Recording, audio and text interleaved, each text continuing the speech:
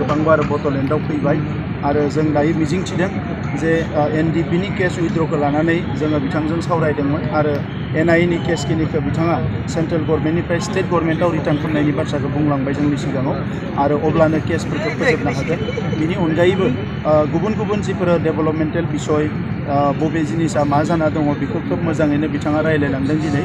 आङो मिजिंथिदों गुसुं समनि गेजेरावनो जिखिनि जोंहा एकर्ड इमप्लिमेन्टेसननि बाखि पार्ट दङ बियो थाबैनो सुस्रांजागोन। भारतनि इन्डियानि केपिटेल दिल्लीयाव बिथाङा मोनसे लामा बड'फानि मुङाव जेरै गुबुन गुबुन गेदेमा सुबुंफोरनि मुङाव नेशनेल केपिटेलाव लामाफोरखौ मुं दोनदों बड'फा उपेन्द्रनाथ ब्रह्मनि मुङावबो मोनसे लामा मुं दोननो थाखाय बिथाङा फोसावलांदों आरो बे लामाखौ फैगोन 1 मेआवनो बेखेवनायनि खोथाखौ बिथाङा जोंजों रायलायलांदों।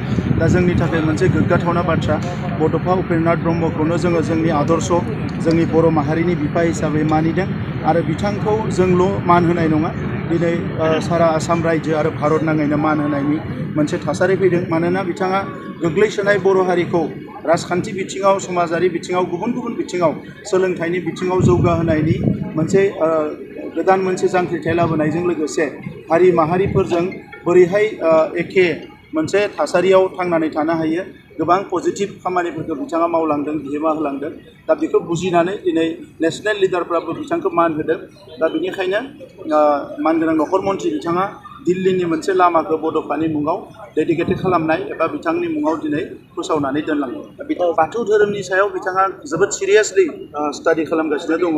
बिथाङा थेलामारायाव बाथौनि मोनसे जथुम्मायाव फैदोंमोन जेराव बिथांमोना 50,000 सुबुङा आर'ज गाबदोंमोन आरो बिनिफ्राय बैयाव फैनाय सम आरो दानि समसिम आं मिजिंथिदों जे बिथाङा भाषण होलांबाय बाथौ धोरोमनि सायाव गोबां सरसा खालामदों बिथाङा आरो इयुनाव बाथौ धोरोमखौ आरोबाव गोख्रों आरो मोजाङै जौगानायखौ बिथाङा लुबैदों। दा बेबायदि गोबां बाथ्राखौ बिथाङा जोंजों सावरायनायाव बुंलांदों। दा बिथांनि बुंनायखौ लानानै बाथौ धोरोमनि दैदेनगिरिफ्रा बोरैहाय सानो आरो जों बोरैहाय खामानि मावो बिनि सायाव सोनारो। बियो आं दाख्लैबो बुंदो बियो अलरेडि प्रसेसआव दङ आरो प्रसेसआव दङ जोंनिल' नङा बियो बड'लेण्डनि थाखाय जेबो जेंना गैया। नाथाय आरोबाव बड'लेण्डखौ नागारनानैबो गासै 9 6 सिडिउल काउन्सिल दङ।